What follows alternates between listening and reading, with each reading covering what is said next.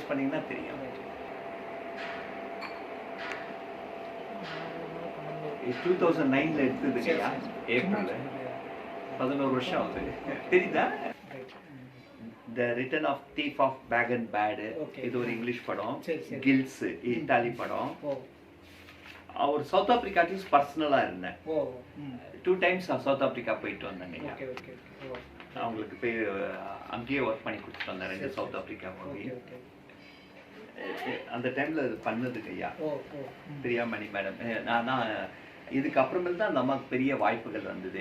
நான் தான் மேக்கப் பண்ணியிருந்தேன் அந்த அம்மாவுக்கு. இது அப்புறமேல அவங்க ஒரு பெரிய லெவல்ல வந்துட்டாங்க. இதெல்லாம் நான் பண்ணது தான். இந்த விமலா ராமனுக்கு நான் தான் ஃபர்ஸ்ட் பண்ணேன் பிகினிங் ஸ்டேஜ். அந்த அம்மா ஆஸ்திரேலியால அழகி நம்பர் 1 கிளாசிக்கல் டான்சர். அவங்கள இவங்களுக்கு 2 ஹிந்தி படம் பண்ணி கொடுத்தேன்.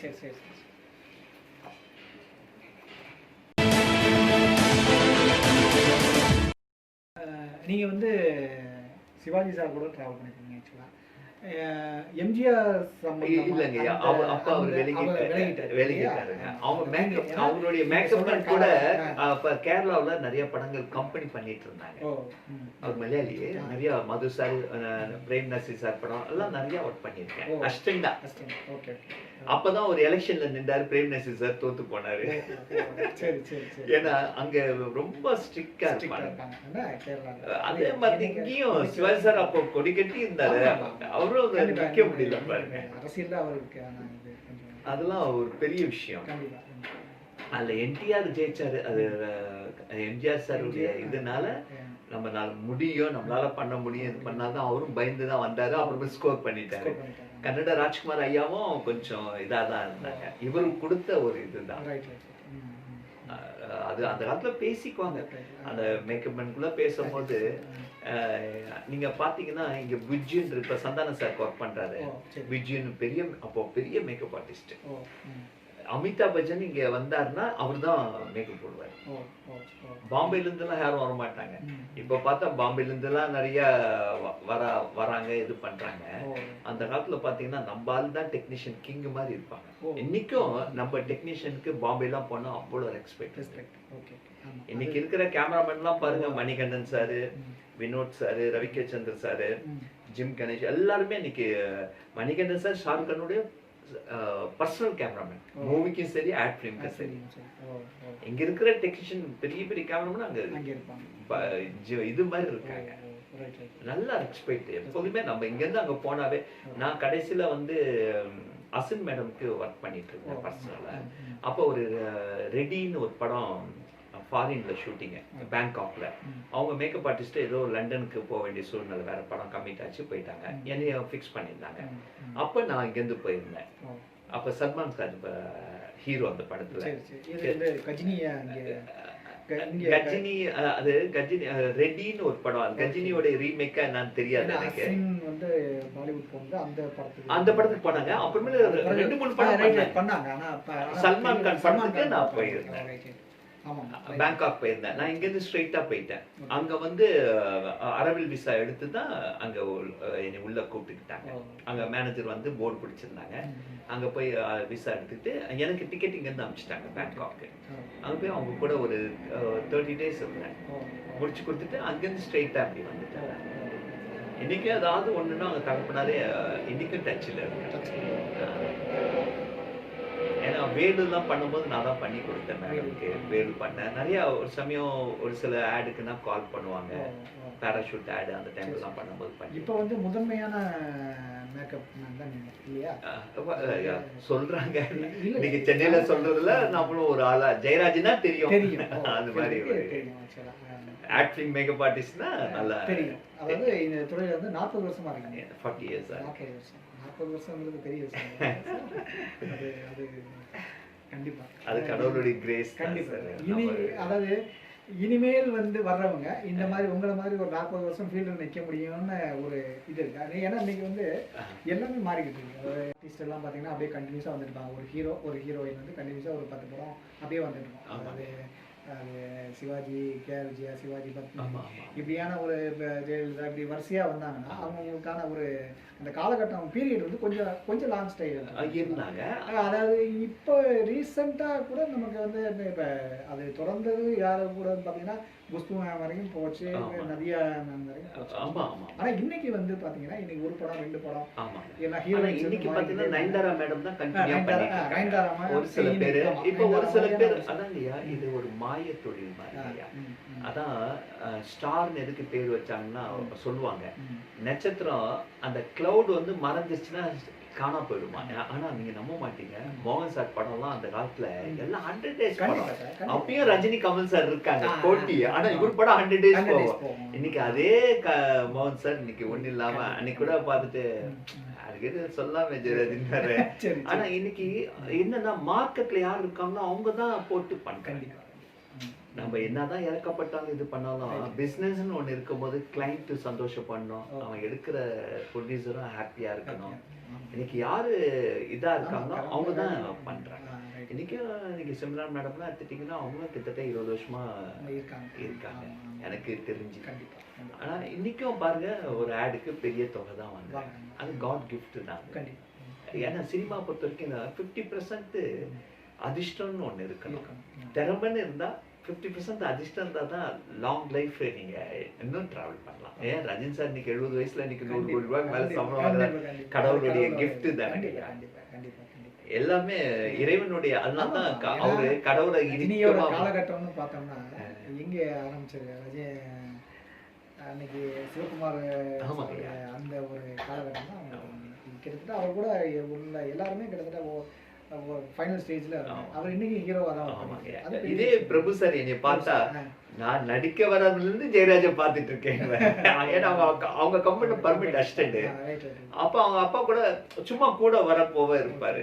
அவரு நடிப்பாருன்னு எதிர்பார்க்கல. அவருடைய ஃபர்ஸ்ட் படமும் நான் வேலை செஞ்சேன். சங்கிலின்னு ஒரு படம் சி.வி. ராஜேந்திரன் சார் தான் பண்ணாங்க. அது வில்லனா பண்ணாங்க. ரொம்ப ஃபேட்டா இதா அப்புறம் வந்து பாடி பண்ணாரு. அன்னைக்கு ஒரு நாள் நான் மலேசியால ஒரு படம் முடிச்சுட்டு வரேன். ஏர்போர்ட்ல தான் மீட் பண்ணோம்.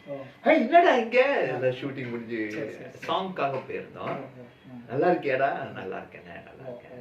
சரி சரி பாப்போம். அப்பயும் உள்ள போயிட்டாரு. அவங்க மனைவியோட தெலுங்கு படத்துக்கு வந்திருந்தாரு போல. அவங்க மேக்கப் பேசிட்டு இருந்தாரு. அப்புறமேல அவங்க நான் வேற மூவிக்காக போயிருந்தேன். அங்க லங்காவில எனக்கு ஷூட்டிங். அதை முடிச்சுட்டு வந்து ஃபிளைட்டை பிடிக்கிறோம் நாங்க. அப்ப அந்த ஃபிளைட்ல எல்லாம் ஒண்ணா வரோம். அதான் சில இதெல்லாம் நினைச்சா ஆச்சரியமா இருக்கும். சத்யராஜ் சார் வில்லனா இருக்கும்போது நான் ஒர்க் பண்ணிருக்கேன். இப்போ அன்னைக்கு ஆட் பண்ணும்போது கூட ரொம்ப லாங் டைம் கழிச்சு அவரை மீட் பண்றேன். ஏன்னா ஹீரோவா பண்ணும்போது அவங்களுக்குன்னு ஒரு மேக்கப் மேன் இருப்பாங்க, நம்மளுக்கு தொடர்பு இருக்காது. இப்போ அந்த ஆடுக்கு வரும்போது என்னைய ஃபிக்ஸ் பண்ணிருந்தாங்க. ஏசி ஃபிலிம்ஸ்ல ஒரு ஜுவல்லரி ஆட். எல்லா பிரபல நடிகர்களும் வந்து ஒவ்வொரு மேக்கப் மேனா பர்மிட்டா வச்சுக்குவாங்க. ஒரு சில பேர் அந்த சென்டிமெண்ட் எல்லாம் பார்ப்பாங்க. ஆனா ஆட் ஃபிலிம்ல மட்டும் என்னன்னா ஆடுக்குன்னு ஒரு, ஏன்னா அந்த லைட்டிங் அதோட இது வந்து டிஃப்ரெண்டா இருக்கும். அதுக்குள்ள தகுந்த மாதிரி கரெக்டா ஒர்க் பண்ணணும். சினிமா இது வேற, ஆட் வேற. எல்லாமே க்ளோஸ் அப் ஷாட் தான் இருக்கும் ஆட்ல. அப்ப குவாலிட்டி நீட்டா இருக்கணும். இப்ப நான் ஸ்பாட்ல நின்று ஒர்க் பண்ணேன். இப்ப நீங்க சினிமானா மேக்கப் போட்டு அசிஸ்டன்ட் பாத்துக்குவாங்க, நம்ம விட்டுறலாம். ஆனா இங்க அப்படி கிடையாது. ஒவ்வொரு ஷாட்டும் நம்ம, ஏன்னா 10 செகண்ட்ஸ்ல வந்து போறது, ரிசல்ட் நல்லா இருக்கணும். ஏதாவது ஒரு நேம் ஸ்பாயில்னா நமக்கு தான் பாதிக்கும். அதனால ஸ்பாட்ல நின்று ஹார்ட் ஒர்க் பண்ணுவோம். ஆனா அதுக்குள்ள ஊதியம் கிடைக்கும், நல்ல ஊதியம். சினிமாக்கும் அதுக்கும் பாத்தீங்கன்னா டிஃப்ரெண்ட் கிடைக்கும். இன்னைக்கு இப்ப பெரிய அளவுக்கு வந்து இன்னைக்கு ஆட் ஃபிலிம் தான் இன்னைக்கு உள்ள இன்னைக்கு கை கொடுக்குதுங்க. அதுவும் அந்த சின்ன திரைக்கு வந்த பின்பு தான் லைஃப். உண்மையா பாத்தீங்கன்னா அது பெரிய லைஃப். அதே மாதிரி சீரியல்லாம் வந்த பின்பு பாருங்க, சீரியல்ல பண்றவங்க தான் இப்ப ஆட் ஃபிலிம்க்கே நிறைய பேர் வராங்க. ஓகே. மேக்கப் கலைஞர்களுக்கு வந்து எனக்கு வந்து போதிய அளவுக்கான வாய்ப்புகள் வந்து இருக்கு, நிறைய வந்துச்சு. நிறைய, ஏன்னா சீரியல்ல நிறைய பேர் நீங்க டெய்லி எனக்கு மெசேஜ் வரும், உதவி ஒப்பனை கலைஞர் தேவை, தலைமை ஒப்பனை கலைஞர் தேவை, இது மாதிரி டிமாண்ட் இருக்கு. ஆனா இப்ப பிரிஞ்சிட்டாங்க. கேரளால நிறைய பேர் போயிட்டாங்க, ஆந்திராவுக்கு போயிட்டாங்க. இப்போ சென்னை ஒரே யூனியனா ஃபர்ஸ்ட் வந்து சவுத் இந்தியன் இருந்தது. அந்த காலத்துல எல்லாரும் இங்க தான் படம் பண்ணிட்டு இருந்தாங்க. இப்போ ஒவ்வொருத்தங்க அங்க, ஏன்னா அங்கங்க அவங்களுக்கு இது கொடுக்க ஆரம்பிச்சிட்டாங்க, மாநிலம் வீடு கொடுக்க அவங்களுக்கு அந்த இது அதுன்னு கொடுக்கும்போது அவங்கவுங்க பிரிஞ்சிட்டாங்க. ஆனா இன்னைக்கு ஷூட்டிங் வந்தா இப்ப நம்ம அங்க போனாலும் அங்க இருக்கிறவங்களே 2 பேர் நம்ம எடுத்துக்கணும், அங்க இருக்கிற ஸ்டாஃப்ங்க. அதே மாதிரி அவங்க இங்க வந்தாலும் இங்க இருக்கிறவங்களே அவங்க பகிர்ந்துக்குவாங்க. அவங்க 2 பேர் வந்தாங்கன்னா நம்ம 2 பேரு ஜாயின் பண்ணிக்கிறோம். அது மாதிரி ஒரு கூட்டு இதாதான் பண்ணிருக்கோம். இப்போ நடிகைகளுக்கு வந்து பர்சனலா வந்து அவங்க வந்து மேக்கப் கலைஞர் அவங்க கூட்டு வருவாங்களா? அத கூட்டிட்டு வருவாங்க. இல்ல கம்பெனிஸ், சினிமா கம்பெனிஸ் இல்ல கம்பெனிக்குன்னு ஒரு மேக்கப் மேன் இருப்பாங்க, ஹேர் ட்ரெஸ்ஸர், அசிஸ்டன்ட்ஸ் இருப்பாங்க. பர்சனலா அவங்களுடைய பொருளுக்கு, ஏன்னா நம்மளுக்கு போட்ட பொருள் இன்னொருத்தவங்க முகத்துல போடக்கூடாதுன்னு நினைக்கிறதுனால அவங்களுக்குன்னு செப்பரேட்டா. இப்ப எனக்கு சிம்ரன் மேடம்க்கு நான் போறேன்னா அந்த பாக்ஸ் தனியா வச்சிருக்கேன். அதோட மெட்டீரியல் செப்பரேட்டா இருக்கும், அதை யாருக்கும் பயன்படுத்த மாட்டேன். இப்ப காமனா ஒரு பாக்ஸ் இருக்கும், அதை வந்து நான் எடுத்துட்டு போறேன்னா பொதுவா எல்லாருக்கும் பண்றது அது பொதுவா இது. ஆனா இருந்தாலும் அந்த ஸ்பாஞ்சி பவுடர் பேட் எல்லாம் யூஸ் அண்ட் த்ரோ மாதிரி ஃப்ரெஷ்ஷா யூஸ் பண்ணிட்டு அதை த்ரோ பண்ணிடுறேன். எவ்வளவுக்கு எவ்வளவு சுத்தமா நம்ம இது பண்றோமோ அதே மாதிரி பிரஷ் வந்த உடனே ஹாட் வாட்டர் போட்டு வாஷ் பண்றது, இல்லைன்னா பிரஷ் கிளீனர்னு ஒன்று இருக்கு, அதை வாஷ் பண்ணி வைக்கிறது, நீட்டா வச்சுக்கிறது. அது பார்க்கும் போதே அவங்களுக்கு தெரியும் நீட்னஸ். இல்லைன்னா சில பேருக்கு முகத்துல பரு இருக்கும், சில பேருக்கு ஏதாவது ஒண்ணு இருக்கும், அது இன்னொருத்தவங்களுக்கு யூஸ் பண்ணும்போது அலர்ஜி ஆயிடும், ஏதாவது பிரச்சனை ஆகும், நிறைய விஷயங்கள். அதான் இப்போ அன்னைக்கு அந்த பழைய காலகட்டத்தில் பார்த்தீங்கன்னா சினிமாவில் வந்து மேக்கப் வந்து தெரியும். ஆக்சுவலாக ஓப்பனாகவே வந்து மேக்கப் போட்டுருக்காங்க. ஆனால் இப்போ வந்து இப்போ உதாரணத்துக்கு வந்து தனுஷ் மாதிரி ஆடுகள மாதிரி படங்கள் பார்த்தீங்கன்னா அவர் மேக்கப் போட்டிருக்காரா அப்படிங்கிற மாதிரி விஷயங்கள்லாம் தெரியும். இதுக்கெல்லாம் வந்து எப்படி சார் அதுவும் மேக்கப் தானா? இல்ல லைட்டிங்லயும் அவங்க டல் பண்ணுவாங்க, அந்த கேரக்டர் தகுந்த மாதிரி லைட்டிங்கும் இருக்கும், அதே மாதிரி டல் மேக்கப்பும் இருக்கு. டல் மேக்கப்பும் இருக்கு, அதுவும் ஒப்பனை தான் நிச்சயமா. எப்படியும் ஒரு மேக்கப் மேன் கை வைக்கும் போது முகம் மாறுங்க, கடவுளுடைய கிஃப்ட். இல்ல எந்த நடிகரும் வந்து ஒப்பனை இல்லாம கேமரா சான்ஸே இல்லையா, சான்ஸே இல்ல. அப்படிப்பட்ட பாலு மகேந்திரா சார் கூட என்ன இருந்தாலும் என்ன வடிகிறதோ தொடக்கணும் தான் சொல்லுவாங்க. ரொம்ப ஷைனிங் வந்து அசிங்கமா இருக்கும் ஃப்ரேம்ல. அப்ப அட்லீஸ்ட் ஒரு பவுடர் பேட் போட்டுனாலும் அது தொடச்சாதான் அந்த ஷைனிங் போகும். நம்ம முகத்துல இருக்க இயல்பாவே ஆயில்னிஷ் வரும், நம்ம தலையில எண்ணெய் தைக்கிறது அந்த இறங்கும் அவங்களுக்கு. எப்படி இருந்தாலும் அந்த நேச்சுரல். அசோக்குமார் ஜி கூட அப்படிதான், அவர் கூட ஒரு 3 படம் இங்கிலீஷ் படம் பண்ணேன். அவரு நல்ல போட்டோகிராஃபர், நல்லா லைட்டிங் பண்ணுவாரு, எக்ஸலண்டா பண்ணுவாரு. நான் ஜானி எல்லாம் பண்ணும்போது சுகாஸ் சினிமா இதுல தானே இருந்தாங்க, கேமரா விஜயலட்சுமி மேடம், பந்துலூர் சார் பொண்ணு விஜயலட்சுமி மேடம் எல்லாம். பழைய ஒப்பனை கலைஞர்களுக்கும் இன்னைக்கு உள்ளவங்களுக்கும் உள்ள ஒரு டிஃபரன்ஸ் எல்லாம் என்ன பாக்குறீங்க? இல்ல ஆனா உண்மையா அந்த காலத்து மேக்கப் இன்னைக்கு யாரும் பண்ண முடியாது. ஒரு கிருஷ்ணர் வேஷம் போட்டுருந்தா பீதாம்பரம் ஐயா தான் கண்டிப்பா. அன்னைக்கு அந்த புருவம், ஐப்ரோ, புருவம், அது உதாரணத்துக்கு என்டி ராமாராவ் எல்லாம் மிகப்பெரிய கிருஷ்ணா. இன்னைக்கு அவர் கிருஷ்ணா தான். அந்த அந்த அந்த எப்படி சொல்றது, அந்த மேக்கப் தான் வந்து அவரை கடவுளாவே கொண்டாடுறாங்க. இன்னைக்கு அது பண்றதா இருந்தா இன்னைக்கு எனக்கு தெரிஞ்சு ஆள் இல்ல இருந்தாலும் அந்த பினிஷிங் வருமானு தெரியாது. அவ்வளவு நுணுக்கங்கள், அவ்வளவு ஒரு இது. ஆனா இன்னைக்கு அதுக்கு தகுந்த மாதிரி டிஃப்ரெண்டா கெட்டப் மாத்திடுறாங்க. இப்ப அது என்னன்னா இப்போ இந்த ஹிந்தி சீரியல் வருது பாருங்க, டப் பண்றாங்க பாருங்க, இப்ப எவ்வளவு லேட்டஸ்ட் அவங்க கிரியேட்டிவா பண்றாங்க. ஏன்னா அங்க இருக்க ஆர்ட் டைரக்டர் டிஃப்ரெண்டா அவங்களுக்கு ஐடியா கொடுக்குறாங்க. இந்த செட்டுக்கு இந்த காஸ்டியூம், இந்த அந்த காலத்துல அப்படிதான் ஆர்ட் டைரக்டர் தான் ஒரு செட்ல இருந்து ட்ரெஸ்ல இருந்து கலர் கொடுப்பாங்க. இந்த மாதிரி கலர் செட்டுக்கு இந்த கலர் ட்ரெஸ் வேணும்னு அவங்க தான் கொடுப்பாங்க. நான் பார்த்திருக்கேன், ஸ்கெட்ச் போட்டு கொண்டாந்து காமிப்பாங்க. நான் டிஆர் படங்கள்லாம் பண்ணும்போது பிரம்மாண்டமான செட்டு போடுவாரு, பெரிய ஆர்ட் டைரக்டர் தான் நாகராஜன், அவருக்கு கொண்டாந்து போடுவாரு. அதே மாதிரி இந்த கலரு தான் ட்ரெஸ் இருக்கணும், அப்பதான் இதை எடுக்கும், எல்லாமே அப்படி பேசிக்கிட்டு இருப்பாங்க. சீஃப் டெக்னீஷியன்ல நானும் உட்கார்ந்து இருப்பேன். அப்ப அதெல்லாம் முடிஞ்சோடனே டைரக்டரா ஐடியா கொடுப்பாரு, ஹேர் இப்படி இருக்கணும், அதுக்கு ஒரு ரஃப்னஸ் கொடுப்பாங்க எங்களுக்கு. இந்த ஒரு சில குறிப்பிட்ட படங்களுக்கு இந்த மாதிரி இந்த படங்கள் பண்ணும்போது இந்த ஞாபகம் இருக்கு, இந்த நடிகை அப்படிங்கிற நடிகர்கள் அந்த எப்பவுமே ஒரே மாதிரி தாங்க ஐயா. ஒரு படம் முடிக்கிற வரைக்கும், ஏன்னா நம்ம ஒரு ஒப்பனைனால கூடவே தான் டிராவல் பண்ணீங்களா? ஒரு படம் முடிகிற வரைக்கும் அவங்க கூட டிராவல்? ஆமா, அந்த ஆர்டிஸ்ட்க்கு இருக்கிற வரைக்கும் நம்ம பண்ணி கொடுக்கணும். பர்சனலா ஒர்க் பண்ணும்போது பண்ணி கொடுக்கணும். கம்பெனி பண்ணும்போது நான் ஃபுல்லா இப்போ இந்த தம்பிலாம் என் கூட 30 வருஷமா இருக்காப்ல. மாறிலாம் என் கூட ரொம்ப சிறு வயதுலேருந்தே இப்போ நாளைக்கு கூட ஆடுக்கு வராப்ல. சரி சரி. நதியா மேடம் ஆடுக்கு ஒரு 2-3 பேர் வராங்க. இன்னைக்கு நிறைய இப்போ இவங்கெல்லாம் பிரமாதமா ஒர்க் பண்றாங்க. இப்போ இன்னைக்கு இல்ல லேட்டஸ்ட் மெட்டீரியல், அதே மாதிரி நுணுக்கங்களும் நல்ல இப்போ அந்த காலத்துடைய இருக்குனால தான் இன்னைக்கு ஸ்கோர் பண்ண முடியுது. அந்த சில விஷயங்கள் நுணுக்கங்கள் தெரியறதுனால. இப்போ புதுசா வரவங்களுக்கு ஒண்ணுமே தெரியாது. சும்மா இப்போ ஒரு சில பேர் படிச்சவங்க டாட் போன்னு இங்கிலீஷ்ல பேசுறது, இல்லைன்னா லாங்குவேஜ். இப்போ இன்னைக்கு லாங்குவேஜும் ரொம்ப இம்பார்ட்டன்ட். தெலுங்கும் தெரியணும், மலையாளம் தெரியணும். அந்த லாங்குவேஜ்ல பேசும்போது பற்றுதல் ஜாஸ்தி. இப்போ நம்ம தமிழ்ல பேசும்போது அந்த ஒரு ஈடுபாடு இருக்கிற மாதிரி அந்தந்த லாங்குவேஜ்ல பேசும்போது ரொம்ப. இப்போ நம்மளுக்கு நிறைய பேர் கத்துக்கிறாங்க. ஆனா என்னால முடியல, கத்துக்க முடியல.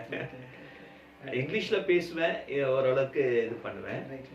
பாம்பே எல்லாரும் இப்போ நல்ல எஜுகேட்டா தான் இருக்காங்க, எல்லாரும் படிச்சவங்க. அந்த காலத்துல படிப்பு ரொம்ப கம்மி.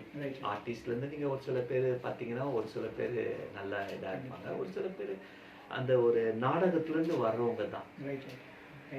இப்ப நாடகன்றதே கம்மியாயிடுச்சு. இப்போ டோட்டலாவே எல்லாமே நேச்சுரல் ஒரு இதா வந்துருச்சு. அது மாதிரி மாறிடுச்சு, டோட்டலாவே ஃபீல்டே மாறிடுச்சு. உங்களுக்கு 79ல வந்தீங்க இல்லையா? 79 ஆச்சு. நான் வரும்போது எனக்கு 14 வயசு இல்லையா, 14-15 வயசு இருக்கும். அந்த டைம்ல வந்தேன். அப்படியே ஒரு 4-5 வருஷம் நல்லா அவங்கள்ட்ட இருந்து கத்துக்கிட்டது. அதே மாதிரி அந்த பேன் கேக்லாம் அன்னைக்கு திரும்பி சிவாஜி சார் மேக்கப் மேன் தான். என்னன்னா அந்த பொருள் எடுத்து வைப்பாங்க, ஆனா வெளியூர்ல தான் போடும் போது பார்த்து கத்துக்கிட்டது. மேக்கப் ரூம்ல யாரும் அலோவ் பண்ண மாட்டாங்க. வெளியூர்ல ஷூட்டிங் நடக்குது பாருங்க. இப்ப அந்த கல்தூள் படம் ஃபுல்லா பொள்ளாச்சி தான். அப்ப கேரவன்லாம் அந்த காலத்துல கிடையாது. மரத்தடியில தான் உட்காந்து மேக்கப் போடுவாங்க, இல்லைன்னா வீடு மாதிரி ஏதாவது இருக்கும். அங்க என்ன ட்ரெஸ் மாத்திக்க தந்தா அப்படி மாத்திக்குவாங்க. அப்படி இல்லைன்னா என்ன பண்ணுவாங்க, 4 பக்கம் பெட்ஷீட் கட்டி விட்டு ஃபுல்லா ட்ரெஸ் மாத்திக்குவாங்க, இல்லைன்னா வேனுக்கு பின்னாடி போய் ட்ரெஸ் மாத்துவாங்க. இப்பதான் எங்க போனாலும் கேரவன் வந்துருது உங்களுக்கு. அந்த காலத்துல கேரவன்லாம் ஒண்ணுமே கிடையாது. ரொம்ப ரெஸ்ட் ரூம் போறதா இருந்தாலும் 1 கிலோமீட்டர் தூரம் போய் தான் லேடிலாம் ரெஸ்ட் ரூம் வந்துட்டு வருவாங்க, மரவான இடத்துல. அந்த ஒரு வில்லேஜ்ல ஷூட்டிங் நடந்தா. அப்படி இல்லைன்னா பக்கத்துல இருக்கிற வீடு இருந்தா கேட்டுட்டு இது பண்ணுவாங்க. அப்படி ஒரு சூழ்நிலைகள்லாம் இருந்தது அந்த காலத்துல. இப்போ நீங்க சில மேக்கப் பார்த்துட்டு ரொம்ப பிரமாதமா பண்ணிட்டாங்க அப்படிங்கிற மாதிரி பிரமிச்ச மாதிரியான விஷயங்கள், அதாவது உதாரணத்துக்கு கமலோட தசாவதாரம், அபய் சண்முகிலாம் ஆச்சரியம். அவரு உண்மையா கமல் சார்லாம் ரொம்ப எல்லா விஷயம் என்ன நோட் தெரியும். காஸ்டியூம்ல இருந்து சரி, மேக்கப்ல இருந்து சரி, எல்லா விஷயங்கள் அவர் வந்து சின்னதுல இருந்தே வந்தனால. ஆனா இன்னைக்கு பாருங்க, எந்த நேரமும் லேப்டாப் நோண்டிக்கிட்டே இருப்பாரு. இன்னைக்கு அங்க என்ன இது இருக்கோ அதை இங்க ட்ரை பண்ணுவார். அவர் வந்து சிவாஜி சார் கத்து சிவாஜி சார் வாயாலே நான் கேட்டேன், எனக்கு அடுத்தது இவன் தாண்டா பேர் வாங்குவான், வாயாலே சொன்னார். உண்மை, அது அவருக்கே தெரியும். அதே மாதிரி ரஜினி சாருக்கும் தெரியும், நம்ம ஒண்ணு இல்லை, கடவுளுடைய கிஃப்ட்ல தான் நம்ம இந்த அளவுக்கு இருக்கணும். அவரும் அது வந்து உண்மையா ரஜினி சாரே சொல்லிட்டாரு, கலைவாணி அவர் உள்ளேயே இருக்காங்க. கடவுளுடைய அவ்வளோ ஒரு அனுகிரகமான ஒரு இது. என்ன இவர் மென்மையா பழகுவாரு, கொஞ்சம் அவர் ஹார்டா இருப்பாரு, யாரும் கிட்ட விட மாட்டாரு. கமல் சார் யாருக்கும் அவ்வளவு ஈஸியா. ரஜினி சார் அப்படி இல்லை, ஃப்ரெண்ட்லியா இருப்பாரு. மம்முட்டி சார் அது மாதிரி தான். நம்ம கேரளாவில் பார்த்தீங்கன்னா லைக் மைட்ட ஒரு பீடி கேட்பார், பீடிக்க ஒன்று கொடு வாங்கி அவங்க மோகன்லால் அவங்க எல்லாருமே ஒரு இதா பழகக்கூடியவங்க.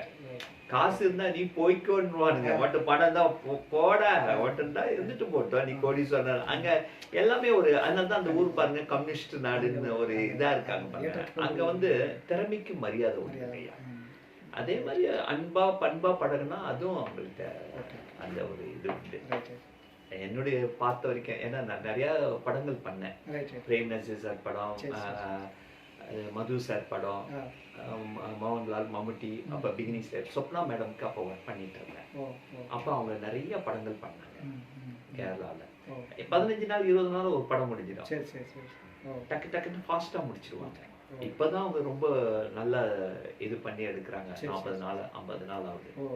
அந்த காலத்துல எல்லாம் 15 நாள் 20 நாள்ல ஒரு படத்தை முடிச்சிருவாங்க, ரிலீஸ் பண்ணிடுவாங்க. 10 நாள் ஓடினா அவங்களுக்கு கெயின். அது ஒரு பெரிய விஷயம். அவரு கிளைமேக்ஸ் இதுதான் சார், நான் தான் டைரக்ட் இதான் பண்ணணும்னு இவரு டென்ஷன் ஆயிட்டாரு. கேபி சார் கடிச்சு தமிழ் அப்படி ஒரு கலாச்சாரத்தை ஃபாலோ பண்ணாங்க.